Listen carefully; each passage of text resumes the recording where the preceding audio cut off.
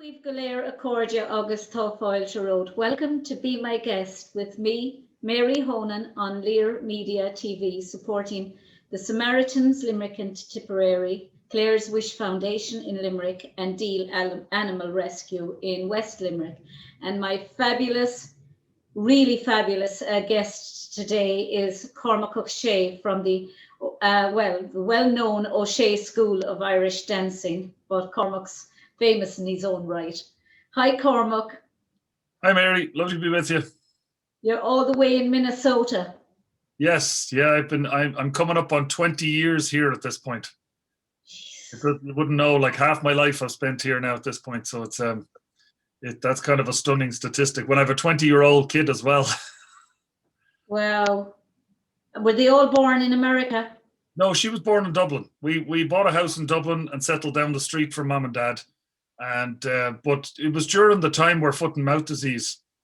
Right. The last kind of crazy lockdown kind of time we had. Nothing like the present, but. God Almighty, will there ever be anything like the present, Cormac? How is it affecting you? We'll start with that. I don't normally, but how is it affecting you? For myself, I mean, like everything, we spent the first 2-3 months last year, March, April, May, and all that in lockdown, like the rest of the world. I think there was a kind of maybe a premature or unrealistic attitude in this country to opening up again. So it was a bit of a roller coaster through the summer and into the autumn. And then the autumn seemed like, okay, well, maybe things are a little bit of normality. And so that all came to a swift end there. And we went back into the studio teaching in June. And very tentatively, a couple of days a week, most of the classes still on Zoom. And then in September, we decided to go all the classes. Now, we've had Zoom as part of it. So some kids stay home and some kids attend class in person. But the other aspect of it for us is that we run a cultural centre called the Celtic Junction Arts Centre. That's right. And that's essentially been closed for a year. The physical structure, anyway. We've pivoted to lots of online programming. We do a lot of adult education classes, and I typically am the kind of person that runs the concerts. So they've all gone to being online.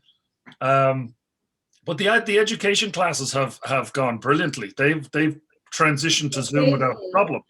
What do you teach? Irish and Irish language is the principal one. Yes, we have a great teacher from Connemara, Lavinia Finnerty, and we have several. I mean, there's about 19 different people teaching different classes at present.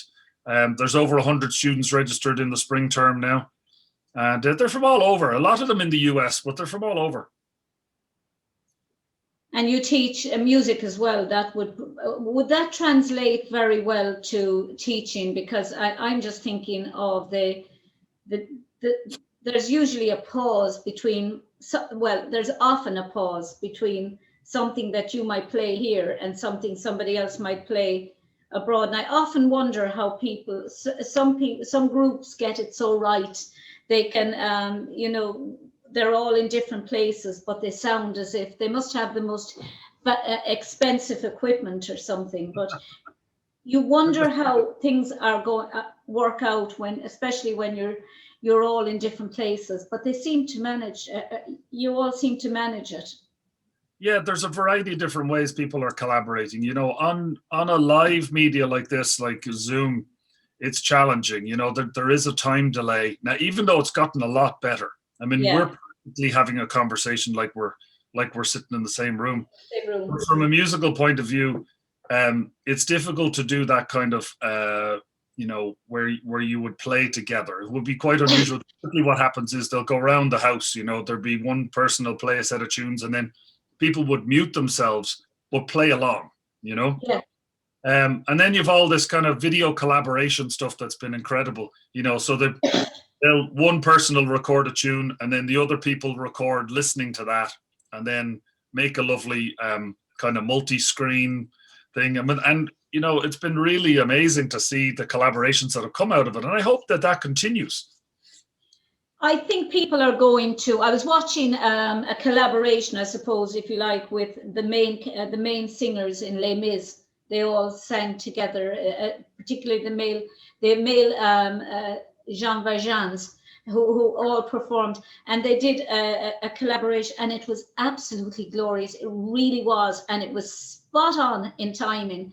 And I thought to myself, I wonder how. And I saw some an orchestra playing together, and they were all in different places, and there were violins and harps and oboes and cellos and you name it, and it was spot on. And I was thinking, wow, it can be done. And Yes. and and we can incorporate it when we get back to normality. Cormac, we're far from it. I mean, America is you're better off than we are. Britain is better off. We're still in stage 5 lockdown. Yeah. No, I'm aware of that from talking to the family. It's very upsetting actually to kind of see to look in from afar and to see how slow the progress is. We're in vastly different places. I sit on the Oireachtas committee on commission, and I found myself in a vastly different kind of mindset, I would say, than a lot of the folks. And it's not their fault. It is just actually the reality of their society and the reality of what's going on. And it was me that needed the adjustment, to kind of come to the place where the majority were, to understand just the kind of the basics of life are just not there. And I mean, we're like children looking in at a sweet shop when you look at your American colleagues and that, and we're delighted, we're absolutely delighted. We should be where ye are right now, but delighted to be looking. But you're there kind of saying, when are we going to be able to get the fashion back? When are we our children going? There's no logic in my mind. There's no logic that 10 children can't be inside in a hall, or that you can't go to mass, and that there's a priest in Cavan who's facing jail right now because he celebrated mass in the open air. Yeah. I mean, we're going back to penal times in this country. That's a very difficult side of it. And the people who seem to be pulling the strings are non-elected people. And the government seems to be quite happy to abdicate all its responsibility to NEFIT. And meanwhile, we're looking at the world opening up, and Ireland but still we're letting people in and out on flights. That's the part I can't understand, is the in and out on the flights. Like, I was reading there this morning that at the end of the week, the restrictions are easing in Scotland a certain amount. And I think then the following week there's some restrictions easing in the UK and stuff. And they seem to have, I think everyone's gone, back and forth a little bit. There's been a bit of underreaction and overreaction and so on. And the UK certainly are excelling on the vaccine front. Absolutely. And what one has to wonder, is it because they're not tied to any entity, and they can just buy their own vaccines, and they can just supply their own country. Like they were aggressive in their purchasing. Yeah. Coincidentally today in Minnesota, where I live, the vaccine is, just as of this morning, is becoming available to all people age 16 and above. Now, unfortunately, I haven't managed to get a jab as yet. But I'm hoping at some point here. But yeah, they've, instead of having it restricted to people with either by age or by medical condition, they've actually decided, they announced last week, and this morning it opens up, March 30th, it opens up to being available to everyone 16 and older. So that's exciting. I just hope I can get an appointment at some point soon, because I'm teaching all the time. All of our kids are masked. Where you mentioned before that I teach music. I teach music just to a couple of students now, largely because of the kind of crazy life I lead, involved in both the administrative side of Irish dancing and then being a teacher and playing Festina, and the cultural centre we run. There's not a lot of spaces left for things to do. That's an exciting life. It's never boring, because if you were just involved in Irish dancing, or you were just involved in music, you're obviously a very creative person. Creative people like us in the world have to be involved in so many different areas. And that helps us through this crisis because we're able to adapt. I think we're able to say to ourselves, look, grand, I'm in lockdown. I'll create something. Like I was talking to Brian Garrity there recently on my show. And Brian started showing me his paintings that he started doing that he hasn't done in a long, long time. And I was saying to myself, I should get back painting now after watching Brian. But, you just start to become more creative when you're locked down. Whereas I feel sorry for people who haven't a creative bone in their body. Well, that would be difficult. One of the things that, I always struggle with is people are like, oh, you just go and go and go and go. And I said, but it's all a balance. For me, it's all like, I find when we get close to major championships and stuff like that, I get so out of balance because all you're doing is going to the studio and dancing. And my brain I go crackers. Yeah. And then but if I can fill those other times with other creative outlets, be it that it's music or be it that it's, one of the things over lockdown I've done a lot of is I was with the father that I have, and he's always been a gadget man. So I've been doing a lot of filming. He's been involved in capturing all the filming stuff at the Worlds and the All Irelands for years and years. He was always passionate about it. But I've been doing a lot of camera work and filming work, and that's really been very satisfying and something that I think will remain more a part of my life for the next while. I don't think I would have ever contemplated sitting down and doing Zoom meetings with people, and had lockdown not happened, we probably would have. Well, we were trying to get the station up and running, but that kibosh was putting that, and I was sitting looking at Zoom, and I said to my colleague Pat Barry, I said, why don't we do them via Zoom? I didn't realize that I was setting a task for myself because I'm the one that has to edit all the shows, everyone's shows. Yes. I'm often at 4 o'clock in the morning editing somebody else's show and putting and designing, doing all the design work in it. But yet you learn things that you never thought you'd learn because you're forced in, your hand is forced, and it's good. I mean, I hope that these shows, Orla Nivrian was saying to me, try and put them into UL, the University of Limerick, for their archives, so that students can, in 20 years' time, can look and see Cormac Ó Sé. And what did Cormac Ó Sé say about Irish dancing or about music, especially since they have the music department out in UL. The dancing. Oh yeah, sure. That's my daughter is only chomping at the bit to get there. She's 20 and she's doing a music degree at the U here, the University of Minnesota. And Orla and herself are good pals, and she's kind of she's keen to take flight, you could say. She wants to get on the plane, and she misses the family over there. She's very, very close to them all, and I would imagine UL is probably on her docket in the next year or two. Yeah. But speaking of Orla, I've been on to Orla 10 times a day for the last while. We're trying to work through a bunch of stuff for CLRG, so she's a close close associate these days. Orla. Oh, amazing woman. Amazing energy. Yeah. But I don't know, Cormac.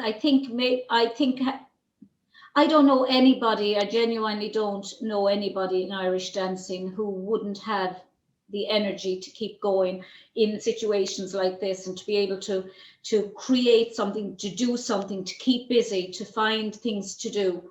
And I think it's probably the way we were trained. Keep going, do it again, do it again. That's not good. Do it again. There's a personality trait that goes along with that resilience, that people are, the competitive side of it, I suppose, to a degree, but it's also the, like you said, go again, keep at it, keep perfecting it, keep going. Even if you're knocked down, get up again. And, and I think do it again. Do it again. Your shoulder moved. Your hand moved. Do it again. You're never, but in a sense, it also makes us, I suppose, obsessive compulsive to a certain degree, because we're never satisfied with anything. I don't think that we do. You finish something. I know from when I was doing the PhD, you kind of, someone said to me one day, Mary, there'll come a time when you'll just have to say, that's it, it's done. Yeah. Because you drive yourself mad when you have that, when you've grown up being critiqued and told, do that again, it could be better. You always know that even the finished product, when you look at it, Cormac, I'm sure when you look at shows that you've produced, you say to yourself, that was great now, and I've just thought of something else. It never ends.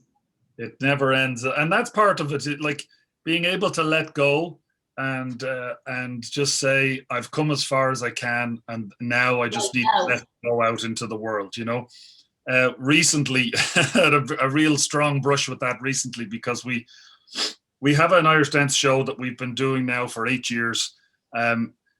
About 10 years ago, we did a collaboration with the music school that's part of our cultural centre. So we have a music school that was founded about 17 years ago now, called the Centre for Irish Music, founded by a great husband and wife team from Milwaukee and Chicago.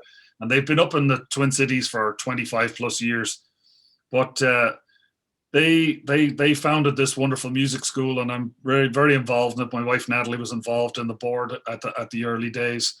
And we did a great collaboration with them in a local children's theatre about 10 years ago. And it was called Get Up Your Irish. And it was telling the story of the Irish immigrants that came over in the 1870s, primarily 1870s and 1880s. There was a program that was set up by Archbishop John Ireland, who was the Irish-born, Archbishop here in St. Paul. He built a big basilica in St. Paul, and part of what it was they were cheap immigrant workers, really, in order to farm and they ended up actually building the basilica over a course of 4.5 years, I believe. But the initial group of Connemara's that came, they didn't really have an awful lot of skills, and at the time when they came, it was kind of late in the growing season, and they weren't given the opportunity to learn their craft, you could say. They were given a lot of, implements and seed and a plot of land and left to their own devices. And many of them died because the winters here are ferocious. Are they? Oh yeah, the winters here they're kind of Siberia cold. We go from outside, you can see the sun shining in here. It's beautiful here today. Yesterday we had lovely warm weather, but in the winter it would be minus 30. It'd be like. But you have the conditions. You have the air conditioning. You have the heating. You have the snowballs and everything like that. Yeah. No, and people are very well equipped for it. I mean, and that really makes life possible. But I think in the 1880s it was a tough prospect. So one of the things we're doing actually is we're going to we're not reprising producing the show because it was just a little bit too difficult in COVID time right now. But we're going to show a recording of it here at some point coming up in April. We run an Irish Arts Week.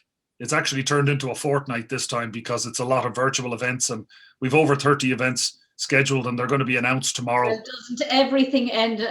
Sorry for interrupting you. Doesn't everything end up going into a fortnight? We were supposed to be in COVID for was it 2 weeks, and that's a year and a half later. We're in stage 5 still.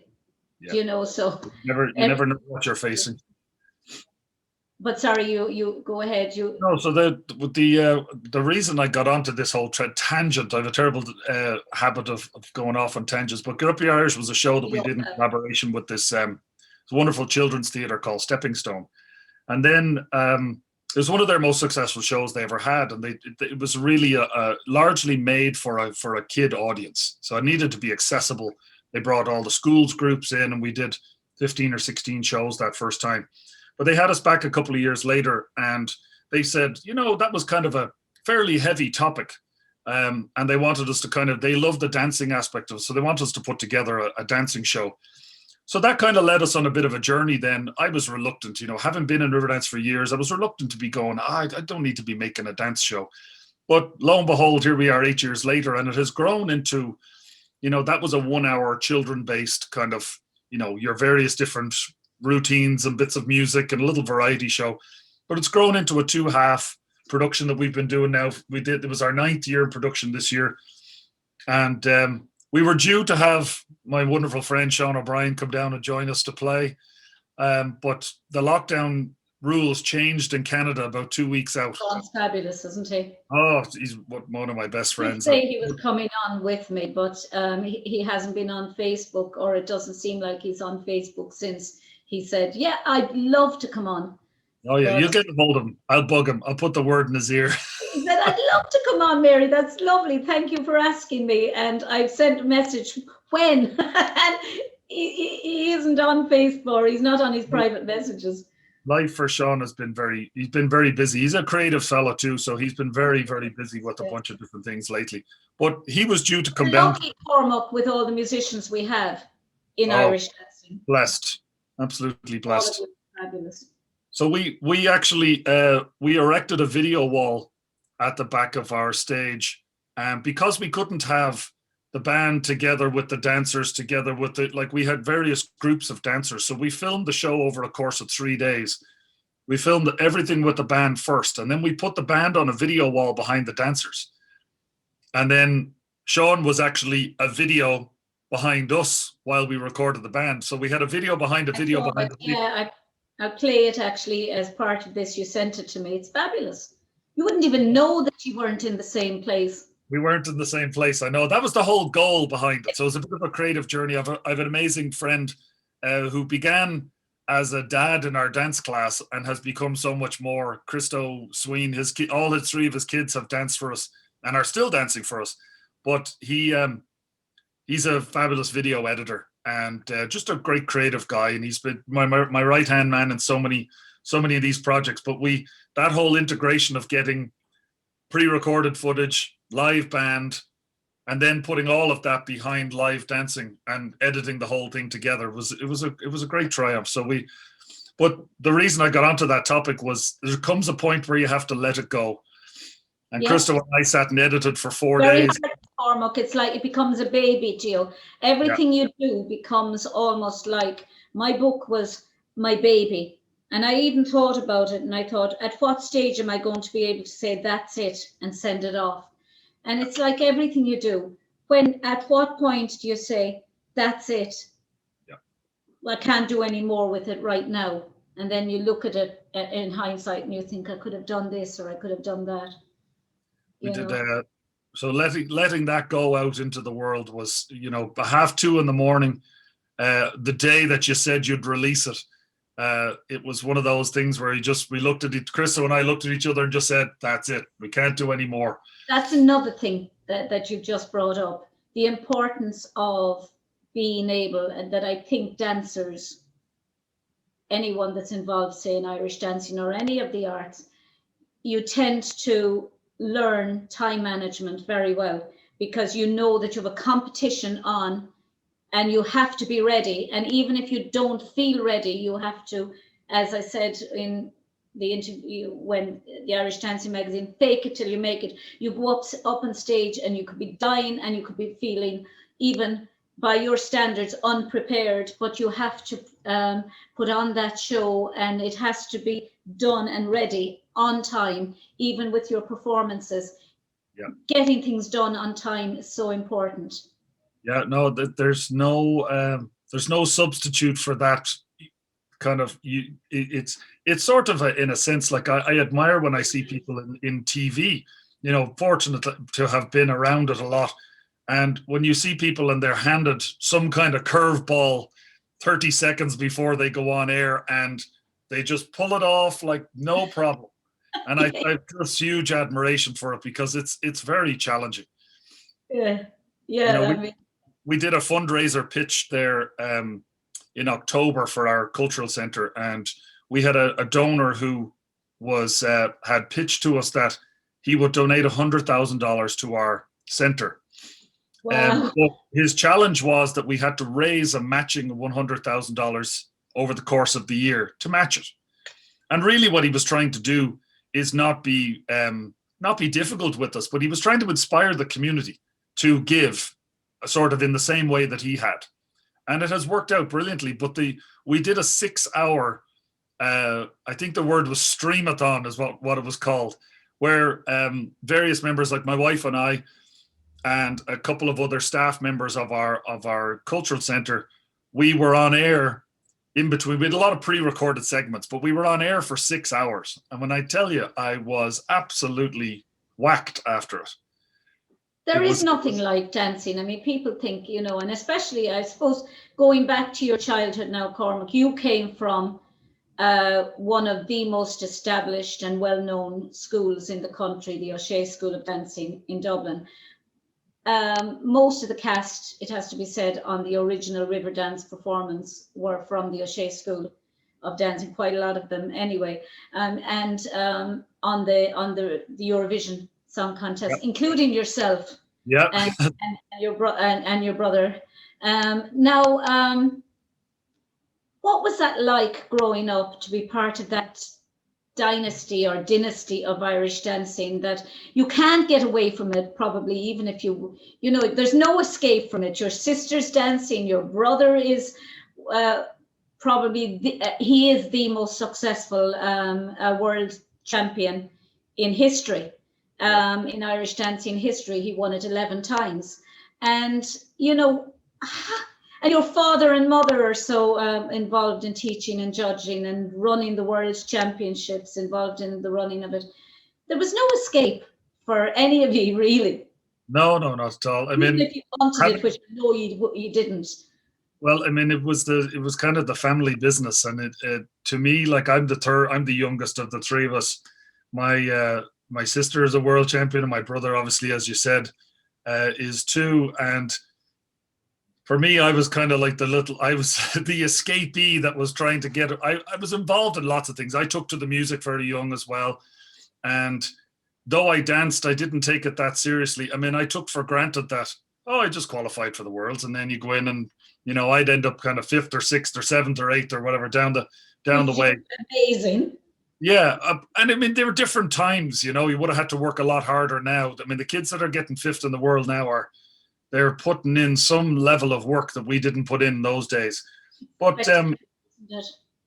different times. But I remember one year, I've said this to my dancing kids and to my own kids a lot of times. I remember one year not recalling at the World. And it was a wake-up call, because it just seemed like something kind of, I suppose it was just in my own head. I took it for granted, I mean, I had no anticipation of being winners or anything near that, because those people obviously put a lot more work. I mean, my colleagues that I grew up with, John Carey and Connor Smith and and James Devine and all, I mean, they're just absolutely brilliant dancers. Fabulous. And great friends. But I remember one year not getting a recall for the set dance, and it was the wake-up call. I think I was 14, and I thought, right, that's not happening again.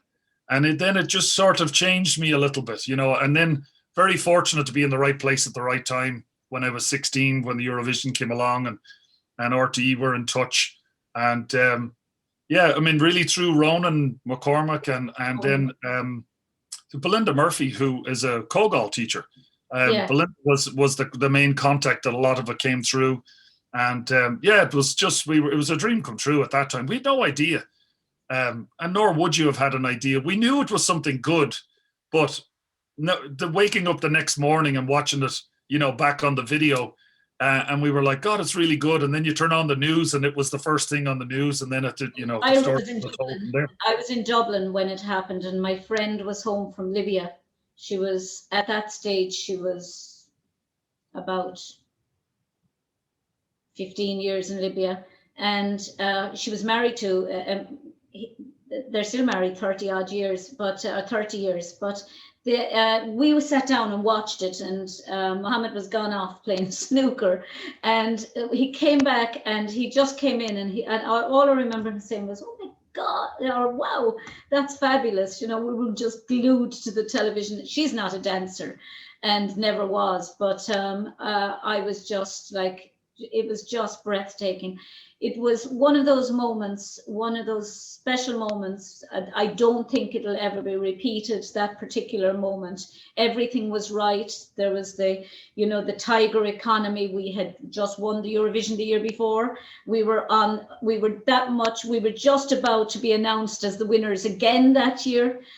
And I'm not sure how much Riverdance contributed to us winning the Eurovision again that year, even though I happen to think Rock and Roll Kids was the greatest song that ever won Eurovision, because it it was an anthem for us. Like, at the time, we heard the song a couple of days before the contest, and we were all singing it, and then at the time when they won, I mentioned that was nearly more enjoyable than actually performing the piece, because there was a lot of anxiety around doing the piece, and it was live television and it was a live performance and all that.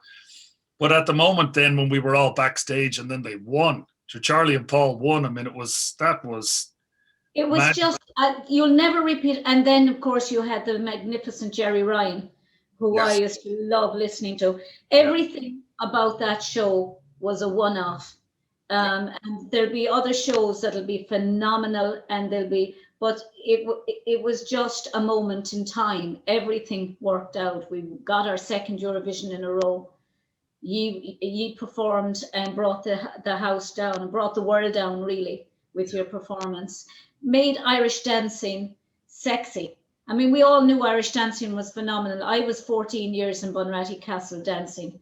We wouldn't have been allowed to wear the skirts that short. Clem O'Sullivan, the entertainment's manager, would never have allowed it, because we wore the tweed skirts to just below the knee, and I just finished the year before Riverdance, so I just left Bunratty the year before, and I thought, oh God, you miss out, but life goes on, and you're now in America.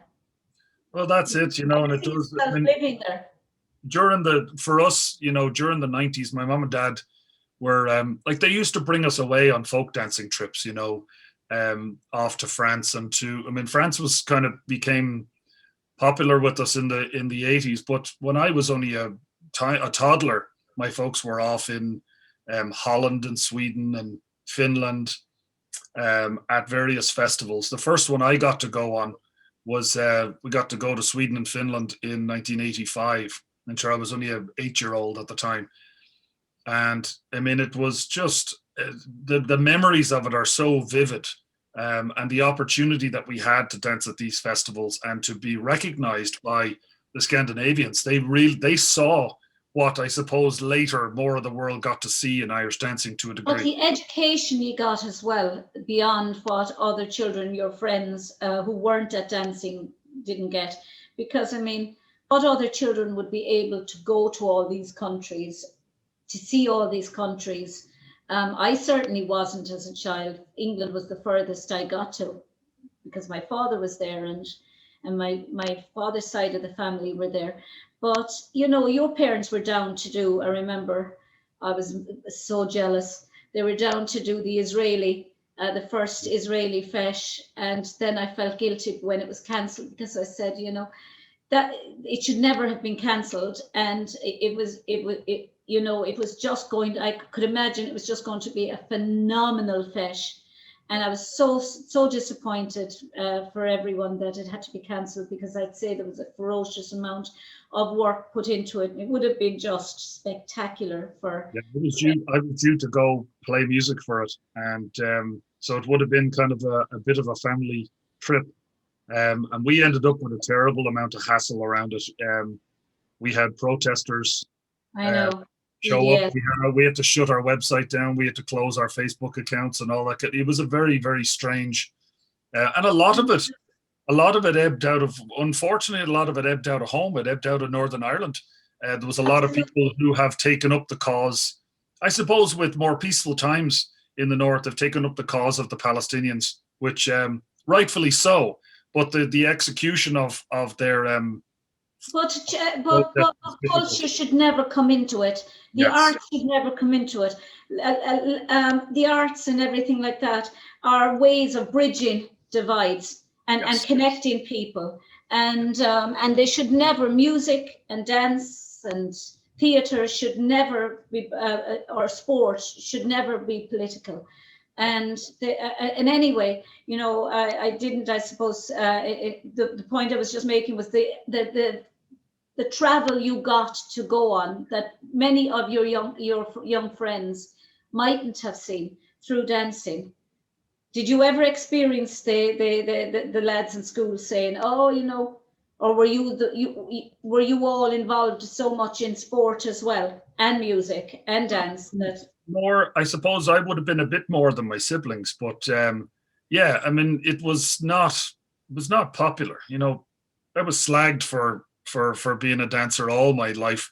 I remember first year in secondary school dancing for the kind of Christmas concert, and it was just pure ridicule. You would have that would have been, wouldn't you? You would have worn the kilt. Oh yeah, I did for that. That was like about 1990 or something like that, and was absolutely ridiculed. So then a couple of years later, myself and actually Rachel Byrne, who was a cowgirl dancer, Rachel went to school with me, and then another girl, Sabrina Carty, who danced with me at my mom and dad's class. She was 1 year younger than us, and the three of us did a routine, and that was probably right before Riverdance happened. Like literally, I think it was only a couple of months before Riverdance happened. And we chose not to wear our costumes and not to wear, just dead simple, because at the Leinsters right before that, I had worn long trousers instead of the kilt. And sure, it was consternation. And my mother was like, no, dude, she was kind of, she was fervent. She loved the kilts. I think she was seeing the reality that we had been doing a lot of shows for years and years for a lady called Marjorie Courtney. And Marjorie was, she always had this kind of formula of these Irish shows that she would put on and for, foreign visitors and meetings and dignitaries that would come over. And in the years leading up to, like in 1992, leading up to where Riverdance happened, Trinity College had turned 400 years old. So we were doing shows in there practically every night of the week. Yeah. So there was a great cohesive group that ended up going on then to be part of Riverdance. We were so used to performing together and used to the discipline and the hours and the time and to going into it. So it was really lovely to. We were another extension of each other's families. Yeah. We totally play Cormac. You want to play something? I'm going to play something. Oh my God, at the box. Yeah, I got. It's been funny lately not having played a ton. You know, I'd been a couple of feshes there.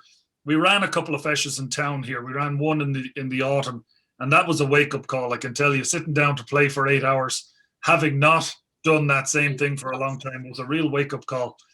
But with the show there, I got a bit of time behind the box recently. And then for that meeting the other night, it was very good. We had a talent show the other night. Oh, Mother of God! I sang as well, and much to. I was in shock. I recorded as well because I'd never been able to do it live. But you were fabulous. Yours was played at the end.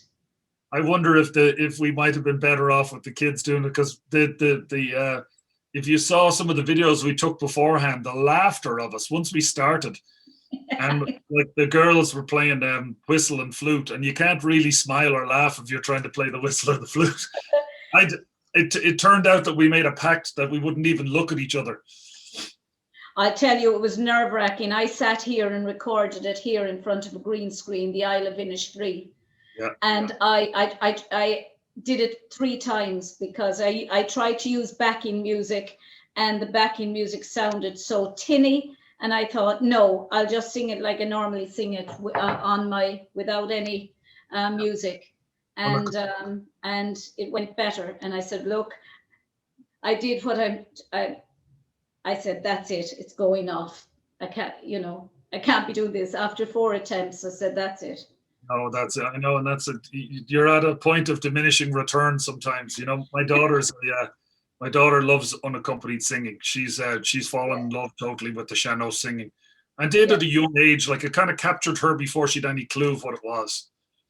Yeah, I think as long as you're able to stay in tune, and I think there's nothing worse than, I suppose, somebody singing without music and out of tune. But you're you know, like playing off key or out of time, dancing off time. You're looking at a child and they look absolutely fabulous, and they're just glorious on stage, and they're beautiful feet, and you're just wondering what waltz are they listening to, because it's not the hornpipe that they're dancing to. Yeah, no, that's one of the long shared stories of playing at a fesh, and then some kid comes over really close to you and they're dancing out of time, and you're sitting there trying to just ignore and just keep the beat going, keep yourself on time. God, I'm going to mark her high for her feet, but her timing, Jesus. Yeah, no, it's a real challenge. I think one of the greatest I suppose aids we've had in playing for Feshna has been the era of, well, metronomes initially, and now you know, some people feel a bit like they're overused, but the drum machine for me has been a huge I suppose it just gives that solidness that you know, when our world is as regulated and as everybody expects everything to be perfect all the time, that just having that drum machine there, kind of keeping the pace and not the beep of the metronome. Because you can't be watching the child who may be out of time. I mean, years ago they used to do this to the musician. After I started in that era, absolutely. A little bit up. Anyway, Cormac, off you go. I'm going to play a couple of slip jigs. Anyone who knows me knows that the slip jigs are kind of my favorite. My favorite dance. Oh, totally dear to my heart. Yeah, me too. So I'm going to play a tune. I mentioned that show, Get Up Your Irish, that we produced 10 years ago. It's a lady who is the director of the music school here. Her name is Nora Rendell, and she's actually she's Canadian. She grew up in combination of Edmonton and Vancouver, but she's a fabulous Irish musician. She went to UL actually, and she completed the course at UL, and she's a brilliant teacher. She taught my kids to play.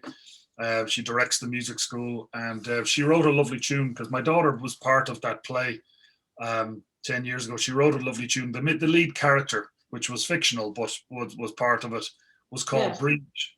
So she wrote a slipjig called Breach's Slipjig, and then a good mate of mine and someone that you'll have a chat with, I'm sure, at some point, Anthony Davis.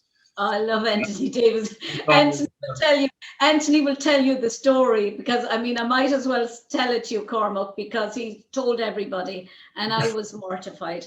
He was in the car in the passenger seat, and Francis Ward was in the back seat, and I was driving back from a fesh, giving them a lift home, and he was terrified because a rabbit ran in front of me, and I was on the phone because we got lost. I hadn't a sat nav, and I was ringing Henry Street Gardaí to ask them where I was, because I thought they'd be able to tell me.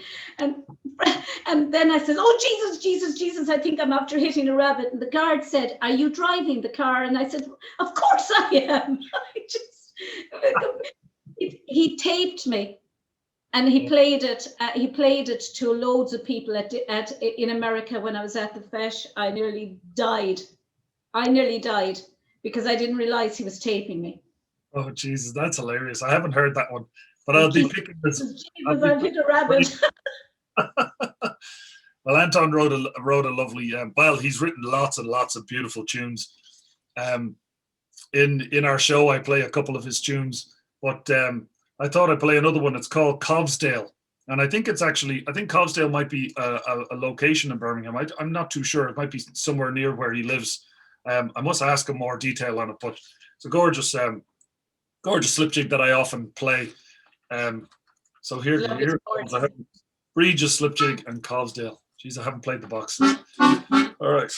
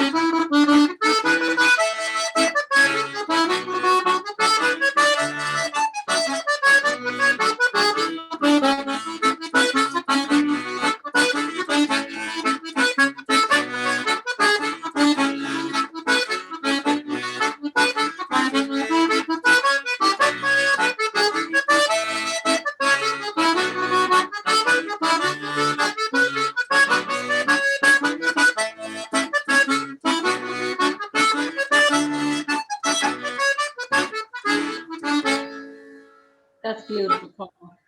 I love that accordion. It's a bit. One of while you were playing those there, I was thinking, one of my biggest disappointments was there used to be. Um, my mother's cousins were All Ireland champion uilleann pipers, and their photographs were in Unkishton in Limerick.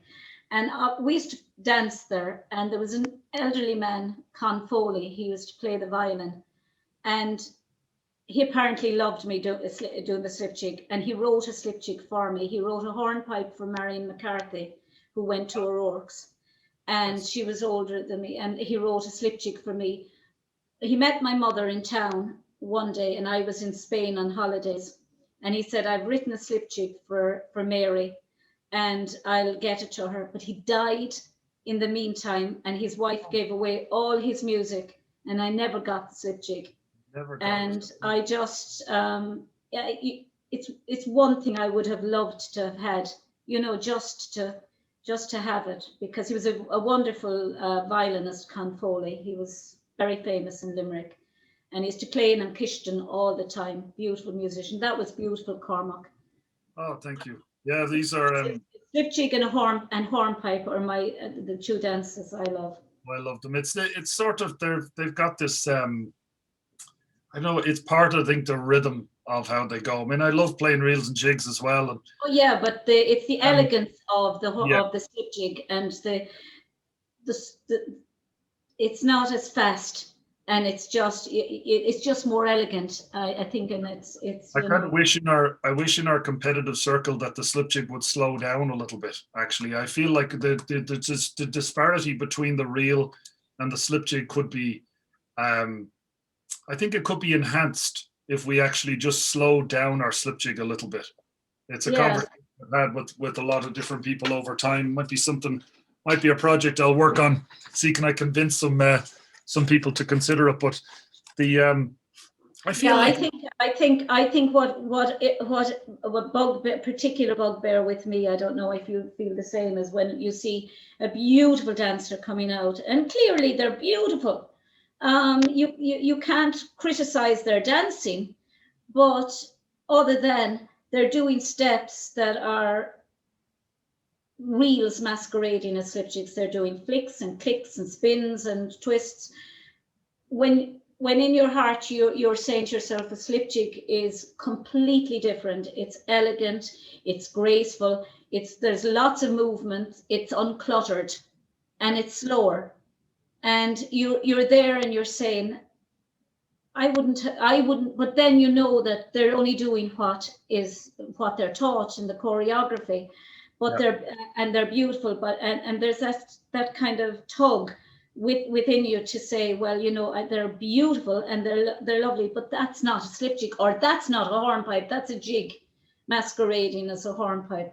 Well, my kids could attest to it. Not even just my own children, but the kids in my dance school, they're sick of me saying it. I would just stop the music and say, go back. You're dancing the slip jig, might I remind you. You're not dancing the reel. And it's something, even from a graphical point of view, I really try to have the two dances be distinctive, be different, yeah, and distinct. And there is always crossover. I mean, we've a vocabulary of different moves that we do, and I suppose you could nearly capture them and write them down. But it's how it's constructed and how it's, I suppose, how it's performed really as well. But the competitive scene is strange in that, you know, it seems like they almost get closer together rather than further apart. Particularly the rhythms. I describe to the kids that the jig is sort of it's sort of like a dance that you're always. I say to them, it's like a jackhammer. It's like you're digging. Yeah. It's always going and going and going and going. I said the lovely part about the hornpipe is actually the gaps in between, the spaces in the music.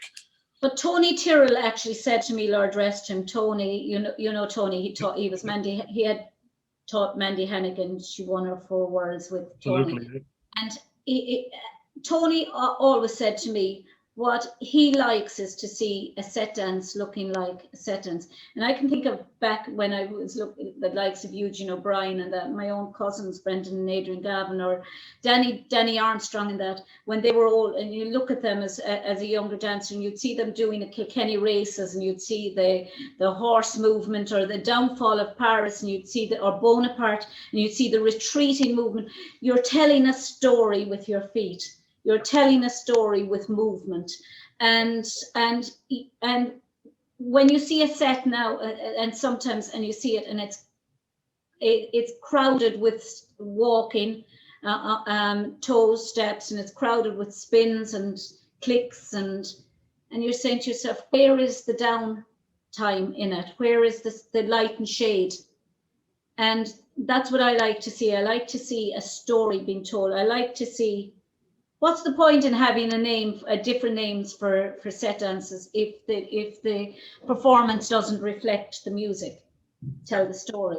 Well, and Orla, as we spoke of earlier, Orla was co-produced a book there recently in the last couple of years with the history, and a very brief history of the set dances, where the melodies came from and some of the stories behind them. And it's fascinating, really. And I think it's something that I try to instill in the kids, but you know, there's only so far you can go with it until they're other children. Yeah, well, these American kids looking at you, they haven't a lick of Irish background or culture, and they're there because they love Irish dancing. But there's only so far that they want to go with the history lesson, and then some of it you just lose them. You know, you lose them in their eyes crossing in. Yeah. So they know my process at this point. Anyone that have managed to stick around long enough, they know when we're going through set dances that it's very much.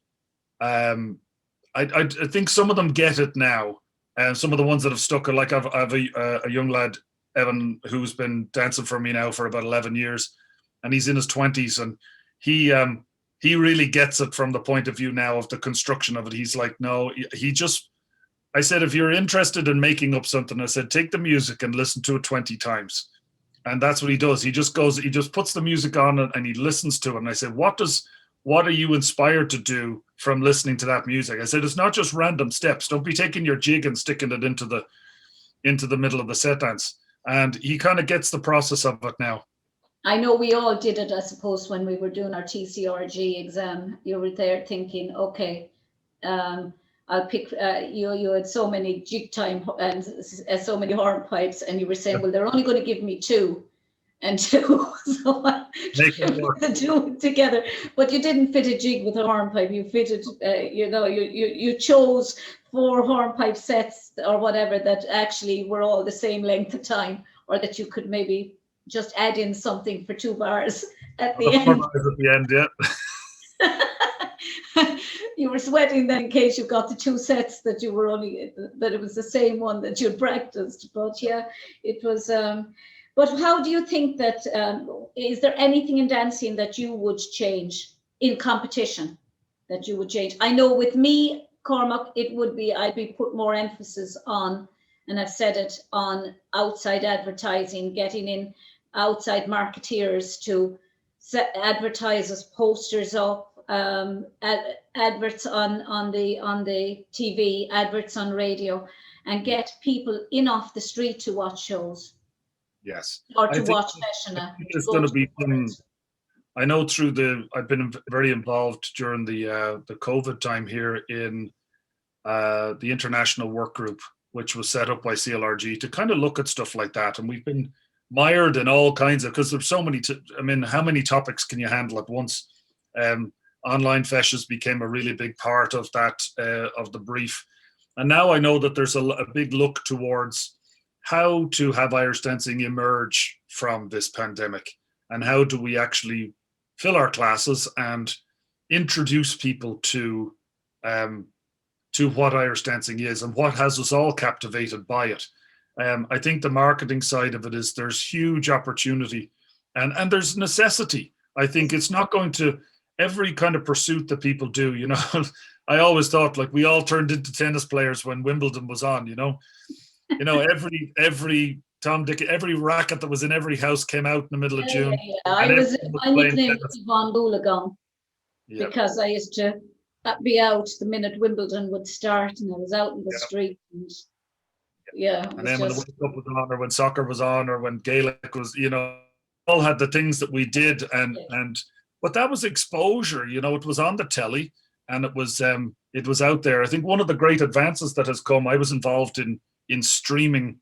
The tour Octashi that did take place in the US there in the fall, I was involved in the streaming of them, and I've been involved in the live streaming now for a number of years with the World Championships, and I'm hoping that over the next number of years we can actually get these major events actually televised, or even if it's not like terrestrial television, like there's not RTE that's carrying it or whatever, but if it was televised in an accessible way, because.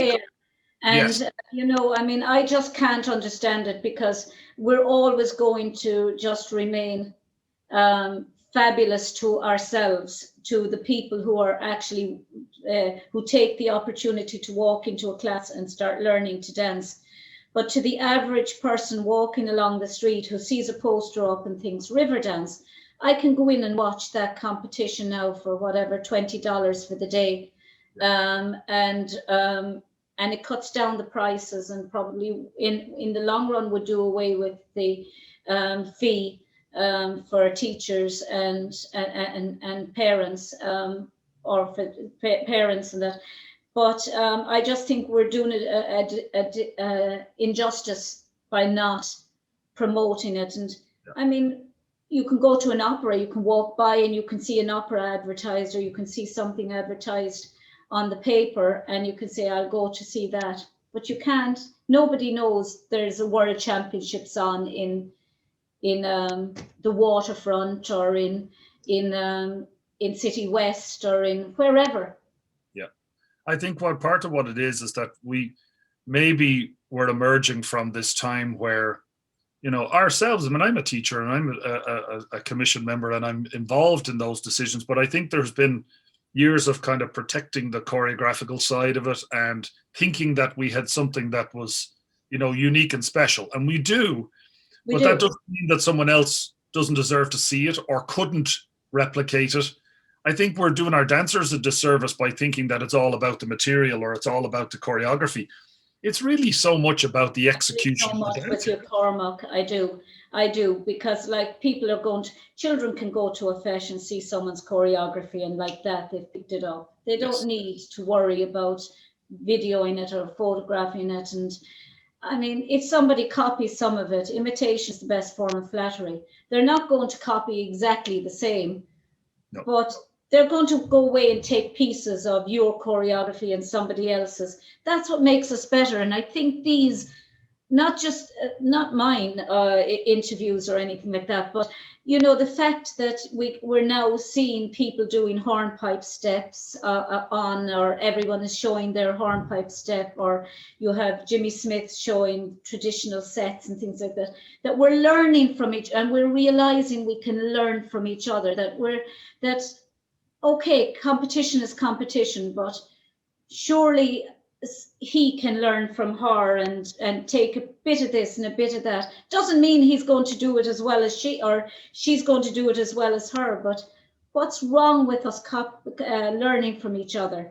And that's one of the things that, so in the center that I run, we have a terrific tap dance school, and they're called Keen Sense of Rhythm. Wonderful lady, Ellen Keen, that runs it. And they do tap work. Yeah, they do tap dance workshops all the time. Now, it happened a couple of years ago that a tap dancer that was in Riverdance with me 20 years ago showed up in the building.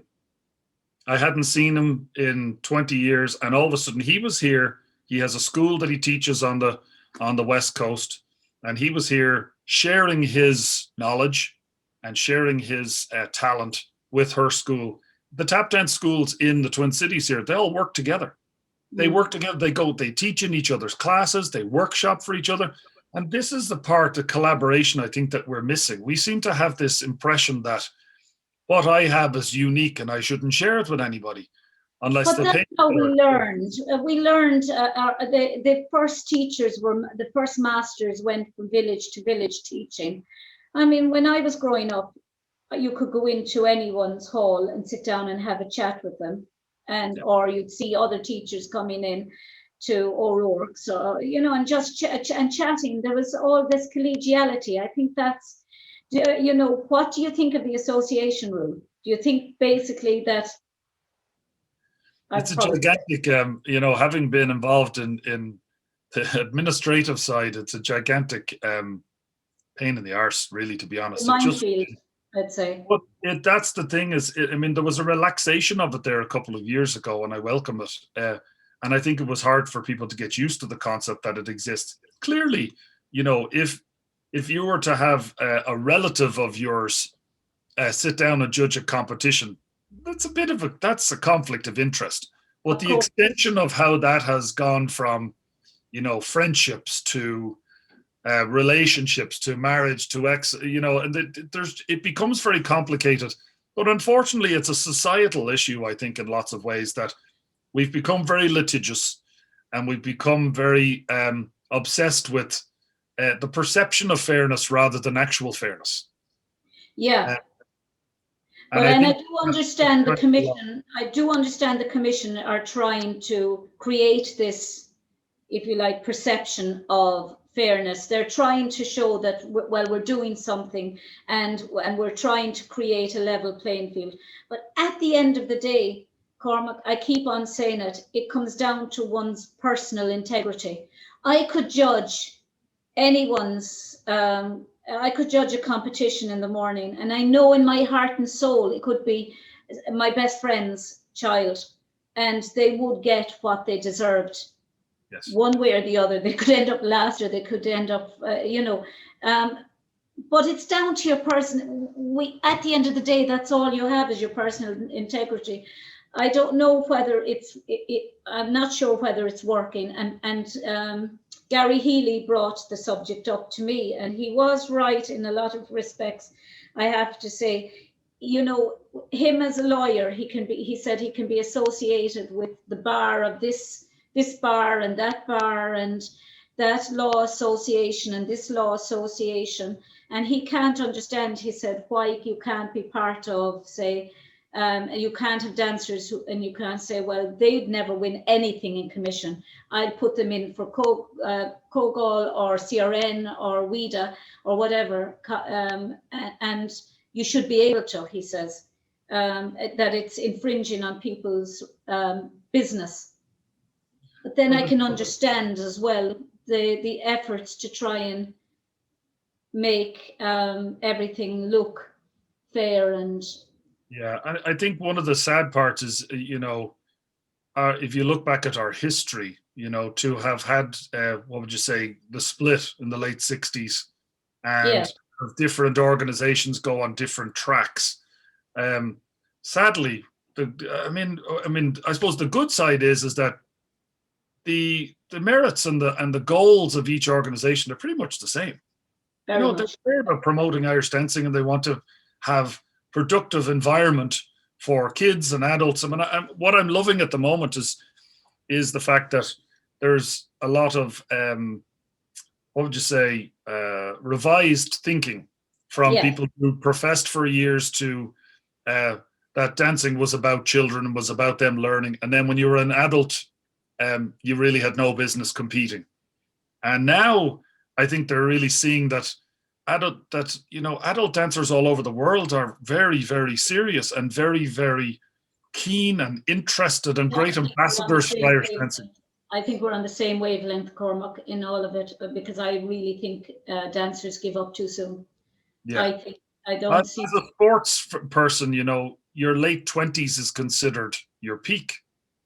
But sure, we're on the scrap heap at 21. Sure, they're thinking, oh, my legs, I can't do this anymore, and and they're only in their early 20s. Or a lot of people don't even make it through college. In America, the tradition is that people travel to go to college. Basically they get to age 18, they finish high school, and boom, gone, out of home, off to college, and that's the college experience. But I think that the difficulty with that is that most people throw away this incredible, they've probably been dancing a dozen years at that stage. If they've stuck with it till 17 or 18, they're probably pretty good. And it just kind of evaporates. And I've seen kids that are 2 and 3 years out from it, and they're anxious already about that point where well, it won't be an opportunity for me. I won't be able to pay for it. I won't be able to go to class if I'm going to so-and-so place or so-and-so place. I have kids in my class right now who are changing their college choices because they kind of lost their last competitive or their last 2 competitive years, you could say, in dancing, and they're looking at different options of going to college so that they can keep dancing next year.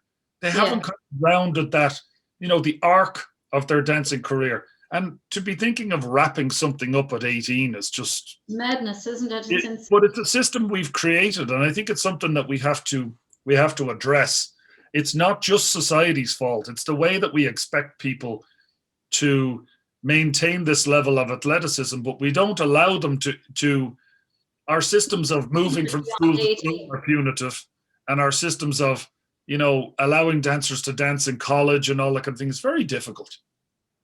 I mean, you have in college in America, you have all these gymnastic competitions and that for college students.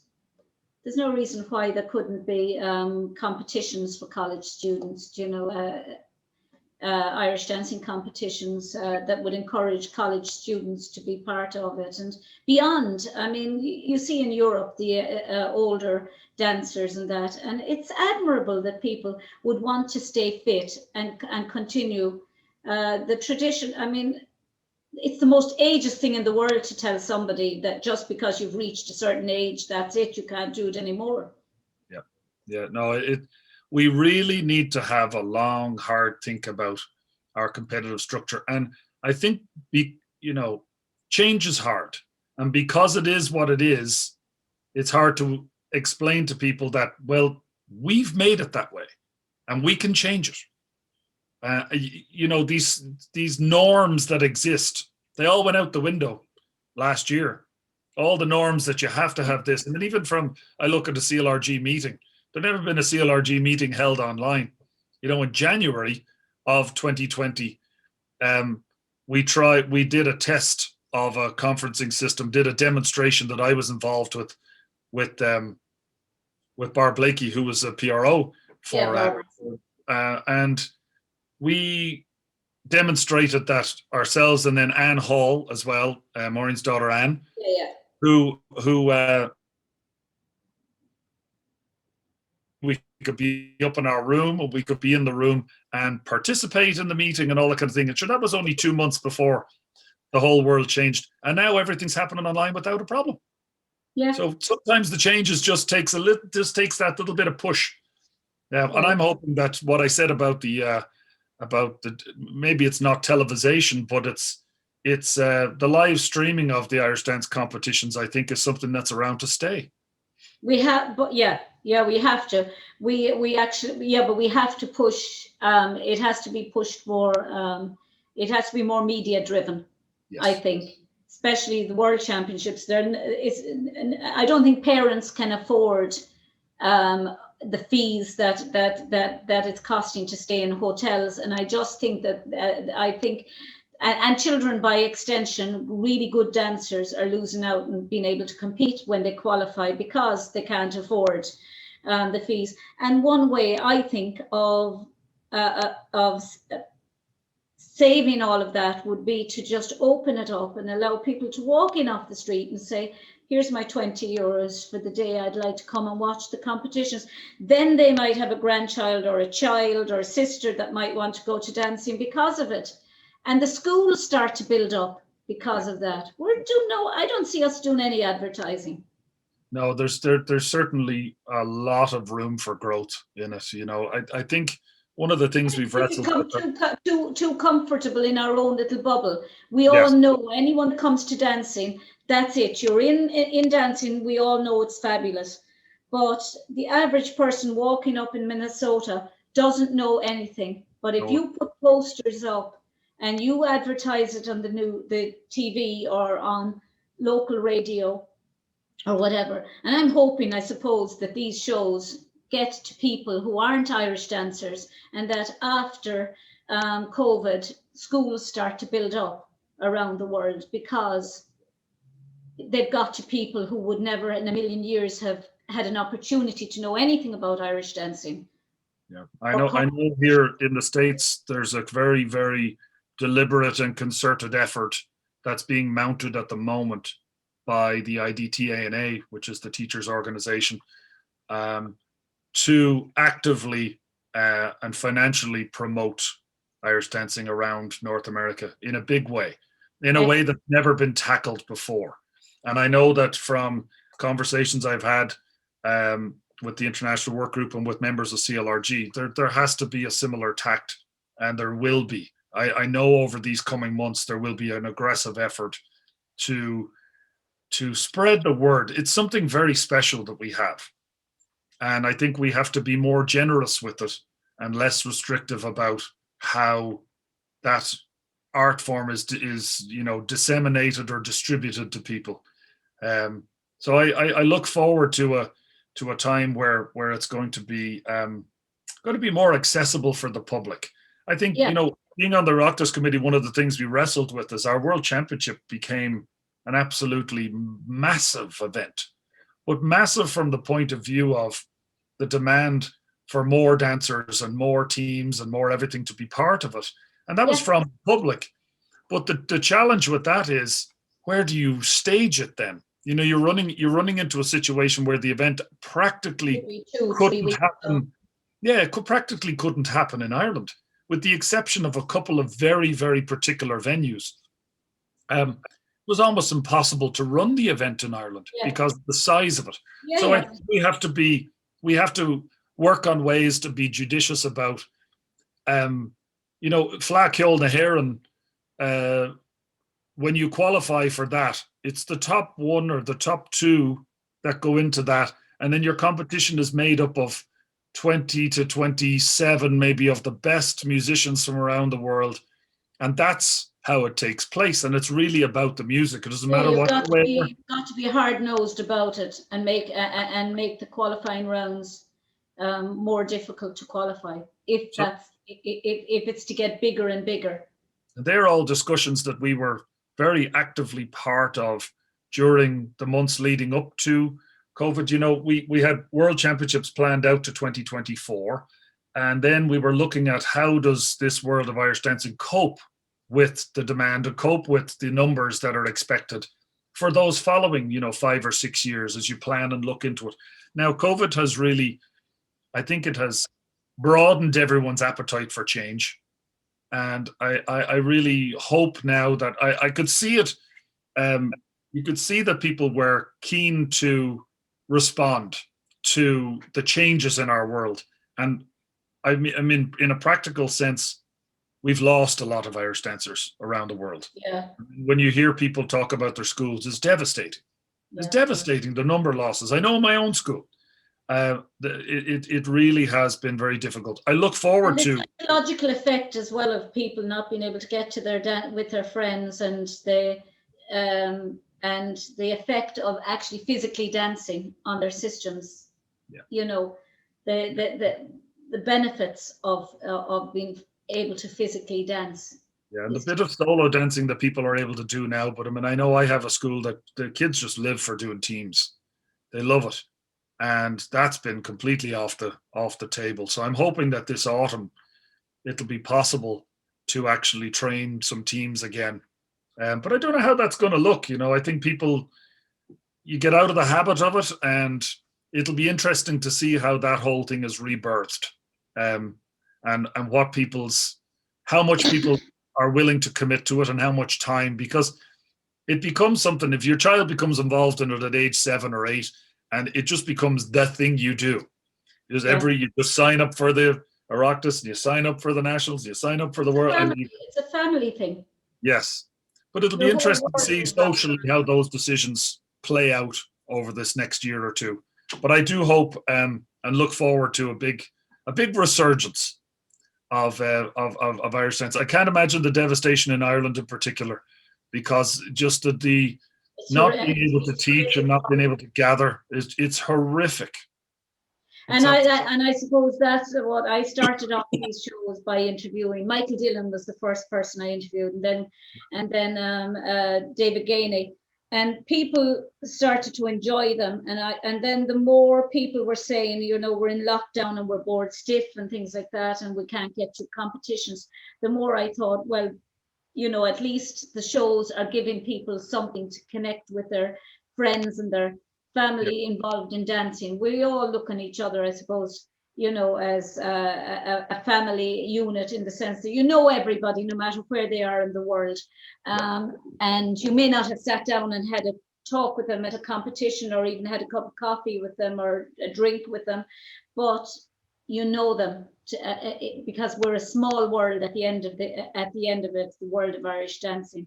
But you know, you hope that the shows in some way kind of, and that all the performances online that people are doing are keeping us connected. Yeah.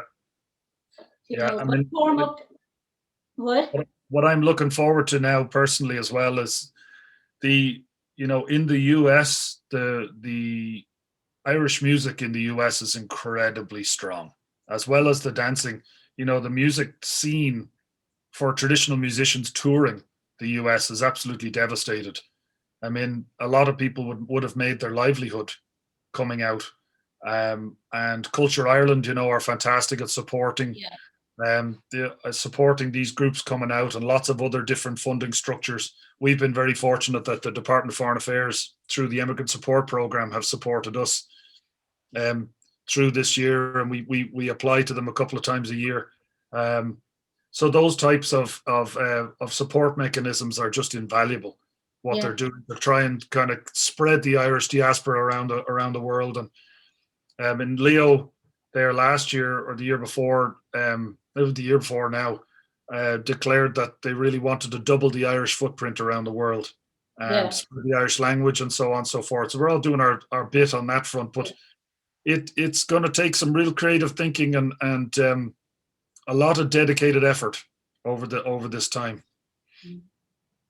And you'll continue to be your usual level of spectacular. We'll try our best. We're one of our projects at the moment. The City of St. Paul gave us a grant to build an outdoor stage. So I'm handy with the tools. So one of the things that's coming up is Easter weekend here. I'm likely to be starting that largely because I have the weekend free to a degree. Some of our family are coming in. How could you do that in Ireland, Cormac? I mean, they were talking there recently about bringing people out. I mean, you want to slap somebody that sits outside in the cold and you're passing in the rain and they're sitting there with their cigarette and their cup of coffee, and you're thinking, would you ever go away? Get a grip on yourself. If you need a cigarette that badly and a cup of coffee, go home and drink it. But they're sitting out in the cold, in the freezing cold, and the rain lashing down. under a tent or a thing, having a cup of coffee and a cigarette. I think, I'd rather give up cigarettes if I had to do that. Indeed.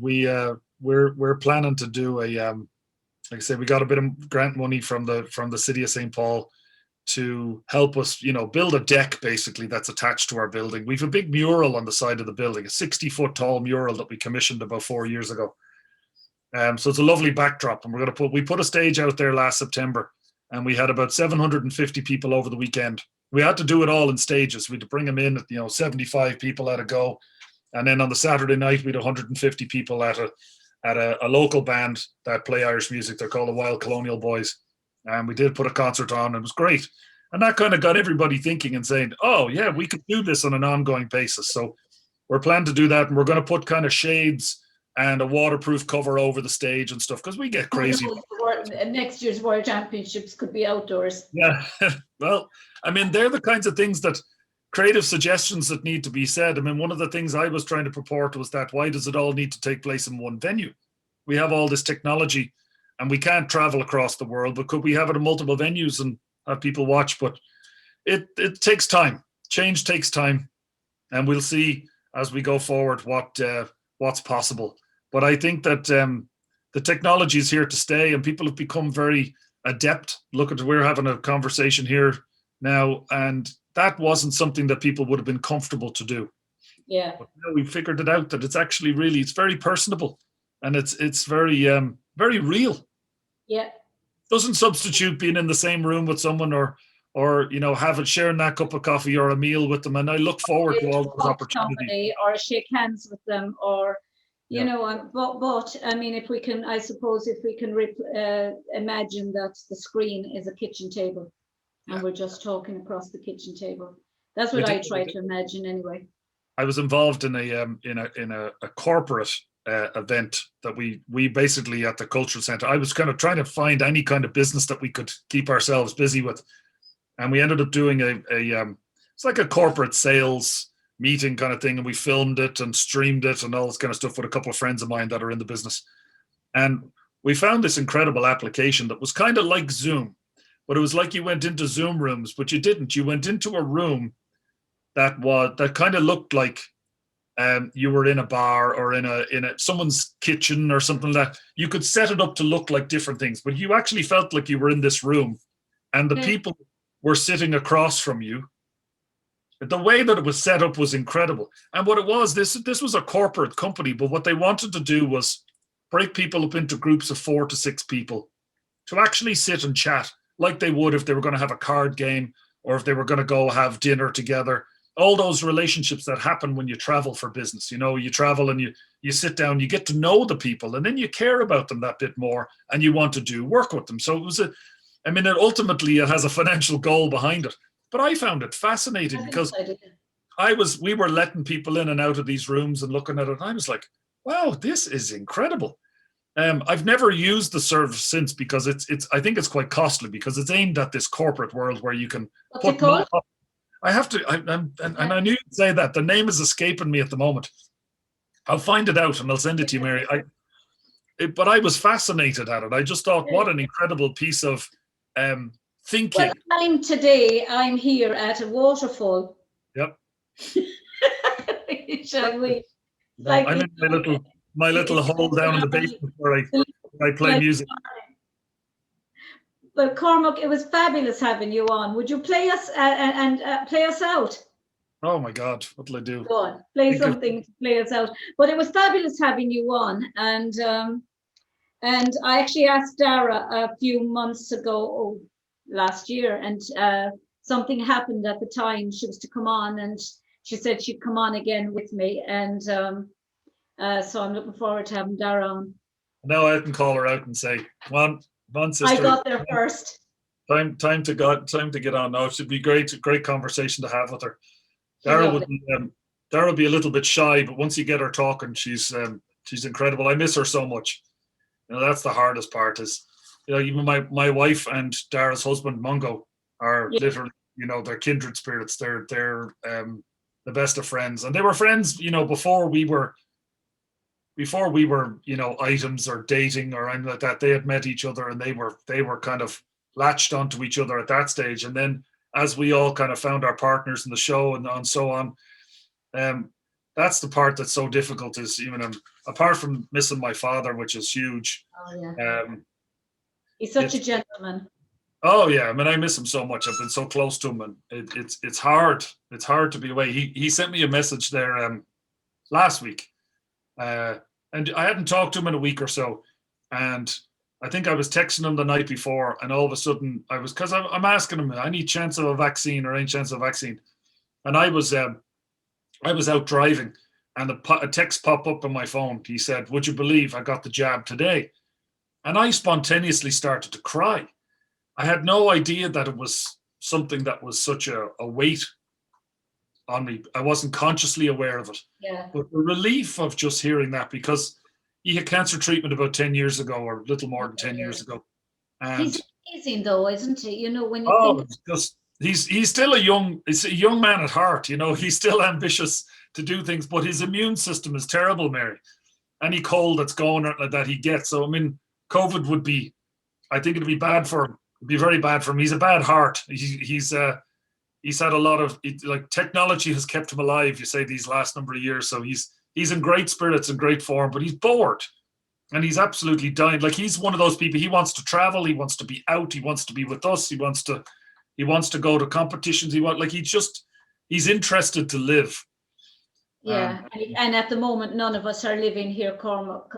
If it wasn't for the Zoom meet, these shows, I'd be just, I don't know what I'd be doing, but I'd be going insane anyway, quietly insane, because I don't know. I mean, there's only so much you can. I'm an only child. I'm somewhat adept at being on my own, but it's now getting to me. I mean, be honest, I was like you. I could just burst out crying at the drop of a hat, at just not knowing when it's going to. And I won't listen to the TV. I won't listen to it anymore, because it's wall to wall depression. RTE are just wall to wall COVID or death or something. It's just depressing. Yeah, I think they get into a pattern. I know a lot of people that have really, for their own mental health, have just ceased watching the news or watching regular television, because they're all doing their job and they're trying to report what's actually happening. But it's not a pretty picture. And it also it's so repetitive, and it kind of feels like you're going down the rabbit hole further and further and further.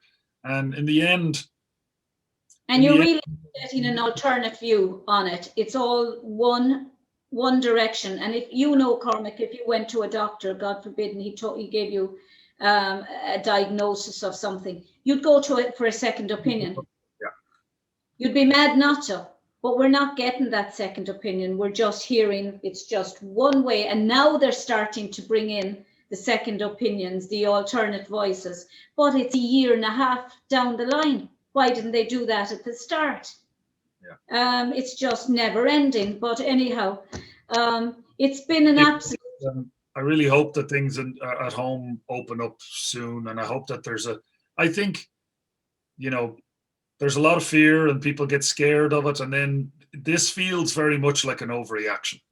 It feels to me not that there isn't danger, but that there still has to be a level of functionality, and the level 5 lockdown is just, it's so. That was all right for a week. They should have done that at the very start. They should have locked the airports down. They should have 10,000 people flew in the other day.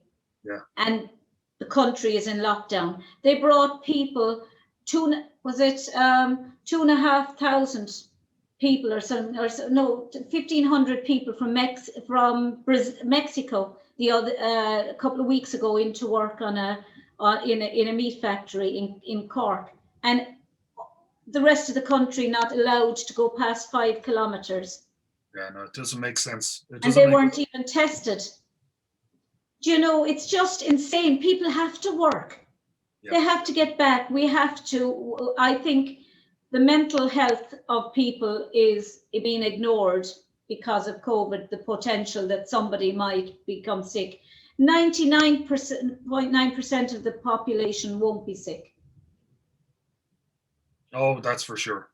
That's for sure. And the risk outweighs the reward in some ways. And then right now you have you have such a devastating effect on people's livelihood and on their way of life. Their mental health. There's, but I suppose we could be talking about it forever, Cormac, but it's been an absolute, it's been spectacular having you on. Really appreciate it, Mary. You're a man of many talents. You're getting me, I'm trying to think, what'll I, play us out. Well, seeing as you're a fan of a hornpipe, will I play a hornpipe to go out?